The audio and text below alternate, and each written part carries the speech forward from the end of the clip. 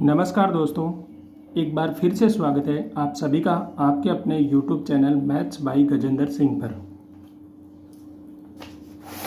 दोस्तों, एनटीपीसी की जो हम सीरीज चला रहे हैं, प्रीवियस ईयर के सवाल में डेली एक वीडियो आपको प्रोवाइड करवा रहा हूँ और इस वीडियो का एक ही मकसद है कि जिन बच्चों की मैथ्स कमज़ोर है उनके लिए ये वीडियो ज़्यादा मैथ्स में इम्प्रूवमेंट करने का काम करेगा।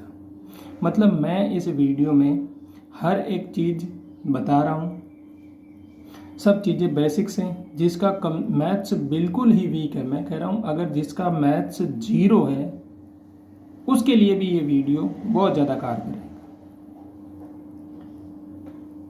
क्यों कारगर रहेगा? क्योंकि हर एक चीज़ बेसिक से जब आपके समझ में आ जाएगी तो बेसिक से समझने के बाद आप ट्रिक भी अप्लाई कर सकते हैं। जब तक आपको बेसिक नॉलेज नहीं होगा तब तक आप ना तो ट्रिकें याद कर सकते हैं और ना ही ट्रिकें आपको ज़्यादा दिन तक याद रहेगी।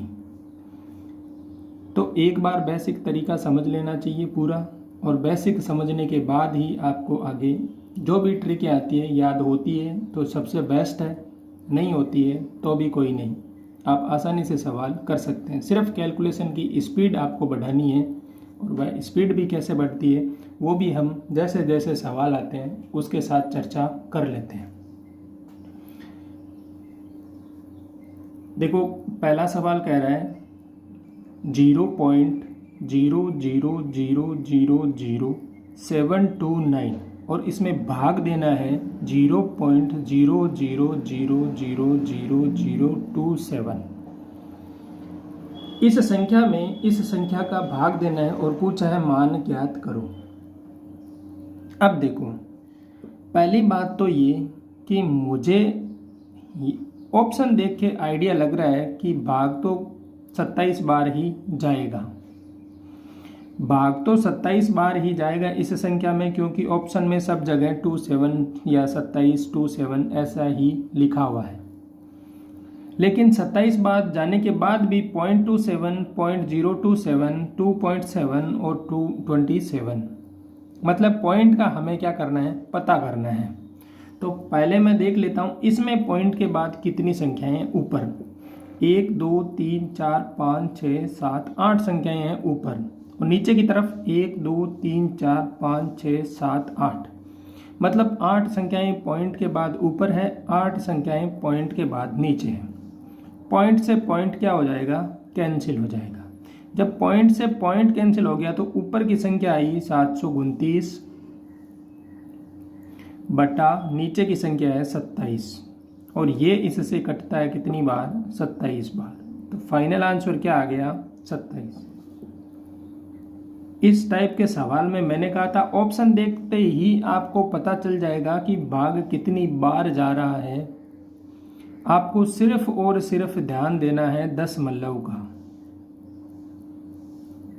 कि दशमलव ऊपर ज़्यादा के बाद है या नीचे वाली संख्या में, अंश में ज़्यादा है तो यहाँ पॉइंट पहले से रहेगा, और हर में ज़्यादा है तो पॉइंट और आगे बढ़ जाएगा।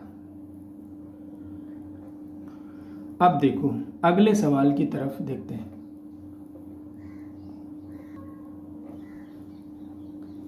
ये सवाल कह रहा है कि यदि 5% चक्रवर्ती ब्याज की वार्षिक दर से 2 वर्ष के लिए 441 रुपये प्राप्त होते हैं तो मूलधन ज्ञात करो।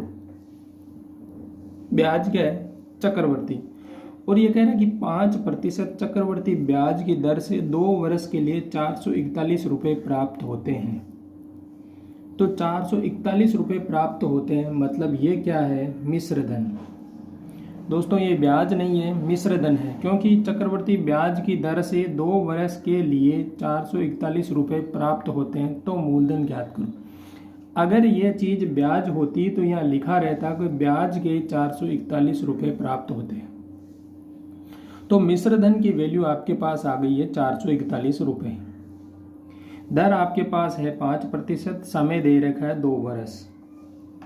तो इनका पहले या तो आपके पास पहला मेथड है, फर्स्ट मेथड क्या होगा, हमें पता है मिश्र धन क्या होता है, मिश्र धन इक्वल टू मूलधन 1 प्लस दर बटा 100 और इसकी घात क्या, समय। हम चीज़ों को अप्लाई कर देते हैं। मिश्र धन कितना, 441। मूलधन हमें निकालना है 1 प्लस दर है 5% बटा 100 और इसकी घात समय 2 वर्ष। इसे सोल्व करेंगे तो देखो 1 प्लस 5 बटा 100, यहाँ बटे में 1 है, एलसीएम लेंगे तो क्या आएगा 100, 1 का भाग 100 में 100 बार और 100 को गुणा 1 से 100 प्लस 100 का भाग 100 में 1 बार, 1 को गुणा 5 से तो 5 और इस पूरे का स्क्वायर। मूलधन यहाँ है और मिश्र धन है 441। आगे सोल्व करेंगे तो दिए एक हो रहा है 105 और ये नीचे हो रहा है 100। 5 से भाग करेंगे तो ये संख्याएं हो जाएगी 21/20। तो 441 इंटू मूलधन इंटू ये है 21/20 और 21/20 का स्क्वायर है तो मैं इसे लिख देता हूँ 2 बार 21/20। 21 इंटू 21 होता है 441 और 441 से ये 441 कैंसिल। अब देखो यहाँ आप जल्दी में ये ना कर दें, 441 से 441 कैंसिल और यहाँ आ गया 0। अगर आपने 0 मान लिया तो ये हो जाएगा मूलधन भी 0। थोड़ा सा ध्यान रखना है, बाई ऑप्शन आप देखेंगे तो आपको पता चल जाएगा 0 है नहीं, तो आप फिर से वापस सोचने को मजबूर हो जाओगे। लेकिन हमें क्या करना है, पहले से ही ध्यान देना है कि यहाँ रह गया 1। अब मूलधन की बात करें तो मूलधन होगा, इसको इस तरफ गुणा करेंगे वज्र गुणा, तो ये 20 इंटू 20 कितना होता है 400। तो मूलधन आपके पास आ गया 400 रुपये। पहला ऑप्शन ही राइट। इसके बाद सेकंड मेथड। सेकंड मेथड क्या है, बाई ऑप्शन। और बाई ऑप्शन में मैंने आपको कहा था कि बाई ऑप्शन चेक करना हो तो मूलधन क्या 400, तो मूलधन 400 इंटू दर कितनी 5%, वही 2 वर्ष के लिए तो फिर से वही 21/20, 21/20, 20 400 कैंसिल, 21 इंटू 21 441 रुपये। मतलब मिश्र धन 441 मिल रहा है, ऑप्शन ए राइट हो जाएगा। इसके बाद आगे बढ़ना ही नहीं है अपने को, जब ऑप्शन से राइट हो गया हो तो। देखो कंपटीशन में हम दोनों टाइप से कर सकते हैं, हमारे पास लॉन्ग मेथड है, कुछ ट्रिकें भी बनती हैं और बाई ऑप्शन भी बनता है। जिस सवाल में बाई ऑप्शन आप कर सकते हो उस सवाल को बाई ऑप्शन ट्राई करना चाहिए।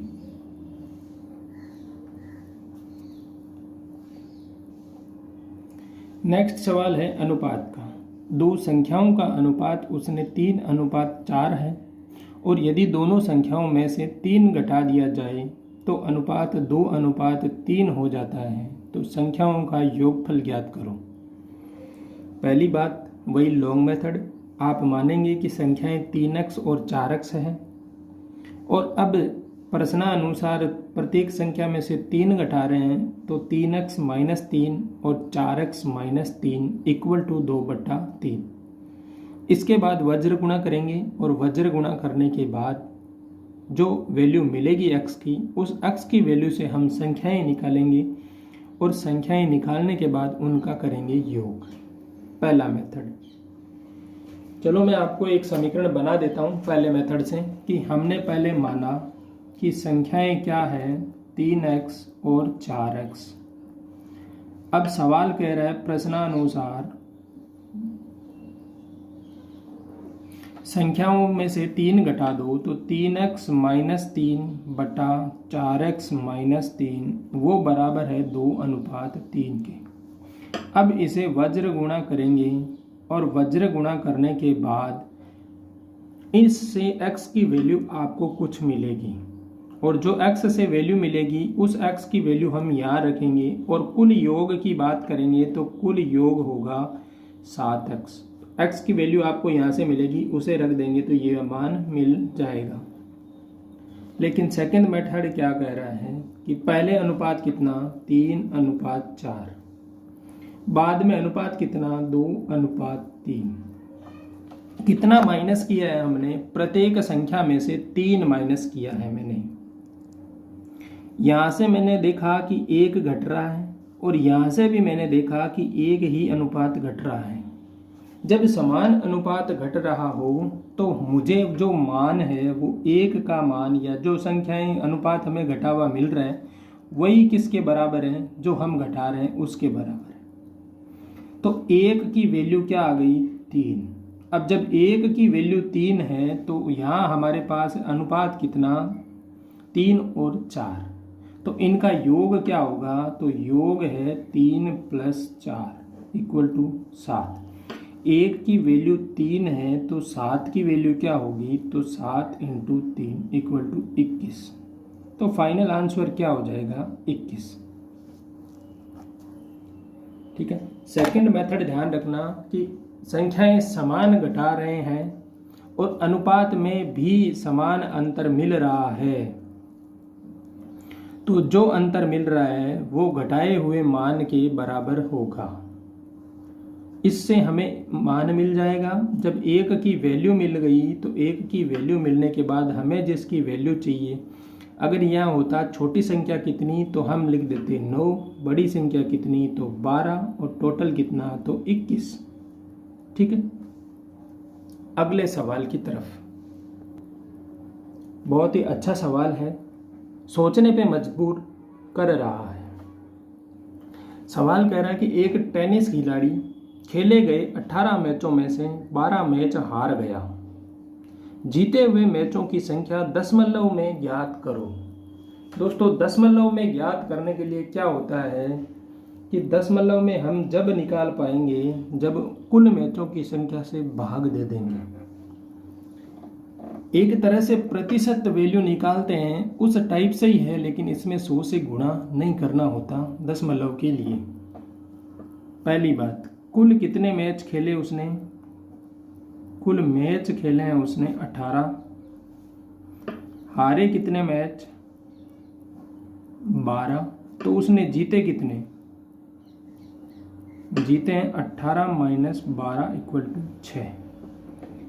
6 मैच उसने जीते हैं, कुल कितने थे 18।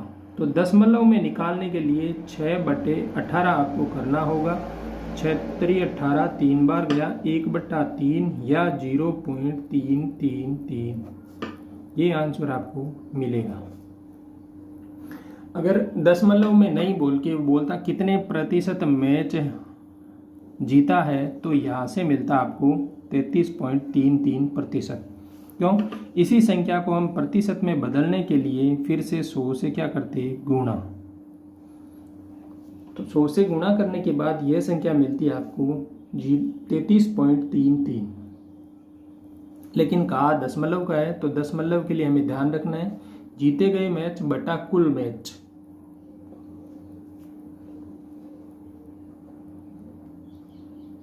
नेक्स्ट सवाल है, यदि कक्षा 1 में 20 छात्रों की औसत आयु 10 वर्ष तथा कक्षा 2 में 25 छात्रों की औसत आयु 12 वर्ष है, सभी छात्रों की औसत आयु कितनी है। तो देखो, पहले कक्षा 1 को ले लेते हैं। कक्षा 1 के छात्रों की कुल आयु, मैं कुल आयु निकाल रहा हूं। औसत आयु दे रखी है 10 वर्ष और छात्र है उसमें 20, तो टोटल आयु आ गई 200 वर्ष। कैसे किया, कुल आयु निकालने के लिए औसत को संख्याओं से गुणा करना होता है। अब सेम इसी प्रकार से कक्षा 2 के लिए सेम चीज, कुल आयु तो वह मिलेगी औसत आयु 12 वर्ष इंटू छात्र कितने हैं 25, तो ये मिल गया आपको 300 वर्ष। गुणा कर देंगे, देखो 12 को मैं तोड़ सकता हूँ 4 × 3, तो 4 को 25 से गुणा करूँगा 100 और 100 को 3 से गुणा किया 300। कैलकुलेशन बढ़ाने के लिए ये चीज़ें ध्यान रखनी है कि जीरो कहाँ बन रहा है।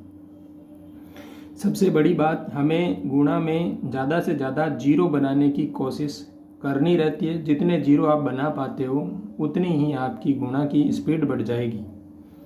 तो मुझे पता है कि एक पहली कक्षा में कुल आयु 200 वर्ष, दूसरी में कुल आयु 300 वर्ष। अब दोनों का कर लेते हैं योग। तो संपूर्ण कुल आयु कितनी है अपने पास? संपूर्ण कुल आयु है 200 + 300 500 वर्ष। और कुल छात्र कितने हैं? कुल छात्र की बात करें तो 20 पहली में और 25 दूसरी में, कितने हो गए? 45।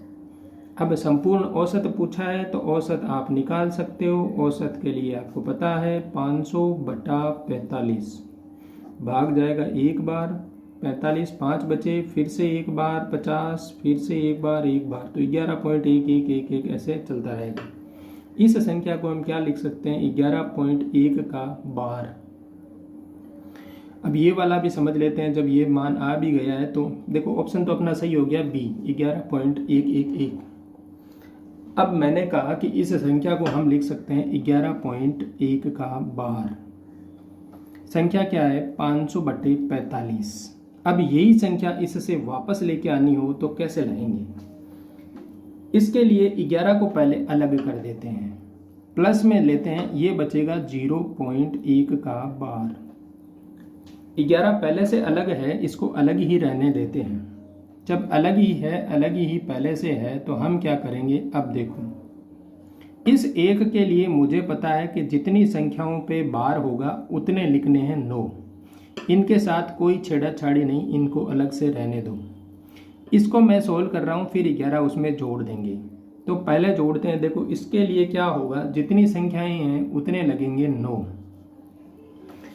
अब संख्याएं जितनी बची है वो रख दो एज इट इज। बिना संख्या के बार वाली संख्या का माइनस करना रहता है, तो इसमें कुछ है नहीं, तो ये हो गया 1/9। 1/9 को हम क्या करेंगे? फिर से जोड़ दो 11 में। तो 11 में जोड़ेंगे तो 11 9 99 और 1 100। 100 बटा क्या आ गया? 9। अब आप कहेंगे कि सर आपने तो कहा था ये होगा 500/45। तो भाई 500/45 इसे आप काटो, 5 से कटेगा 9 बार, 5 से कटेगा 100 बार, फाइनली क्या मिल रहा है? 100/9। यही तो मिल रहा है और यही अपने आ रहा है। हो सकता है आप इसे नहीं काटो, मैं तो कहता हूँ इसे 5 से गुणा भाग कर दो। अगर आप 5 से गुणा भाग करते हो तो कोई फर्क पड़ेगा?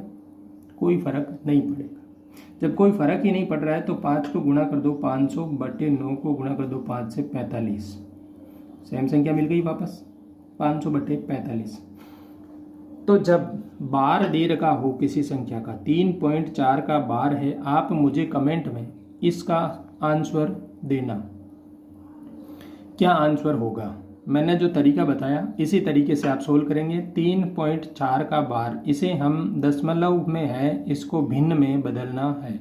और आप इसे भिन्न में कैसे बदलते हैं, इसके आंसर आप कमेंट में करेंगे। इसके बाद अगले सवाल की तरफ चलते हैं। 400 मीटर रस्सी द्वारा घेरे एक आयताकार मैदान का अधिकतम क्षेत्रफल ज्ञात कीजिए। अधिकतम क्षेत्रफल की बात हुई तो मैंने कहा था हमेशा आयताकार नहीं मान के इसे क्या लेना है? वर्गाकार मानना है, क्योंकि आयत में सबसे ज़्यादा क्षेत्रफल वर्ग का होता है। कैसे? देखो एक आयत हम लेते हैं कि ये आयत है और इसका मैं कह रहा हूँ कि परिमाप 400 मीटर रस्सी से घेरा है, मतलब इसका परिमाप क्या है? 400। तो जब परिमाप 400 है तो हम इसे एक बार के लिए मानते हैं। क्या क्या मानो भाई? 2 टुकड़े बताओ 400 के जो अलग अलग हो।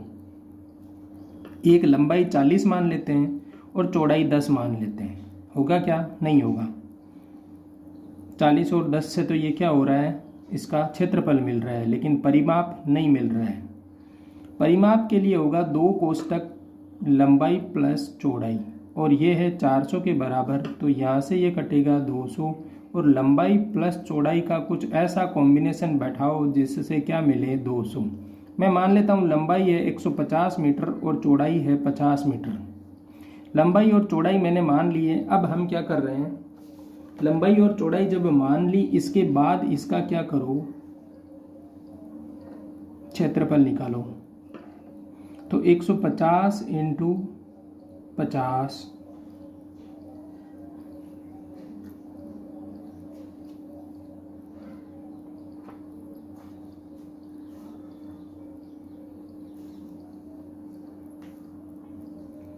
कितना हो रहा है 15 15 15 30 3 45 चौका 60 5 ने 75 और 2 जीरो 7500 आपको मिल रहा है। ठीक है, अब मैं कह रहा हूँ कि इसे वर्ग मान के सॉल्व करो। तो वर्ग मानोगे आप तो वर्ग का होता है परिमाप 4 इंटू भुजा। इसकी वैल्यू 400 के बराबर, यहाँ से कटेगी, भुजा मिल गई आपको 100। भुजा 100 मिल गई तो क्षेत्रफल निकालो भाई 100 का स्क्वायर, क्योंकि वर्ग का क्षेत्रफल क्या होता है भुजा स्क्वायर। गुणा करेंगे तो मिलेगा 10,000। तो 10,000 ज़्यादा है या 7,500 मीटर स्क्वायर, आप कहेंगे 10,000। तो मैंने कहा आयत में सबसे अधिकतम क्षेत्रफल की जब भी बात होगी तो हम उसे क्या मानेंगे वर्ग, और वर्ग मान के ही सॉल्व करेंगे। देखो सभी वर्ग क्या होते हैं, सभी वर्ग आयत होते हैं, इसीलिए सवाल में आपको आयत दिया है। एग्जामिनर भी यही चाहता है कि आप आयत सोचते रहें और यहीं बैठे रहें। आयत सोचते रहोगे तो आपको क्या नहीं मिलेगा, सॉल्यूशन नहीं मिलेगा। तो यह चीज़ आप ध्यान रखना, सभी वर्ग आयत ही होते हैं। तो आयत होते हैं तो हमने माना एक स्पेशल वर्ग ले लिया, या हम कह सकते हैं यह एक स्पेशल आयत है। क्या है, स्पेशल आयत है। और स्पेशल आयत है तो इसकी जब दोनों भुजाएं बराबर होगी तो ही हमें क्या मिलेगा, सबसे ज़्यादा क्षेत्रफल मिलेगा। जब भी अधिकतम क्षेत्रफल की बात हो आपको एक ही चीज़ याद रखनी है, वर्ग का सब कुछ यूज करना है। तो वर्ग का पहले परिमाप यूज करेंगे, उससे हमने भुजा की लंबाई ले ली, भुजा की लंबाई ले ली तो उससे हम वापस क्या करेंगे, क्षेत्रफल निकाल लेंगे। ऑप्शन कौन सा राइट हो गया अपना, डी ऑप्शन राइट हो गया।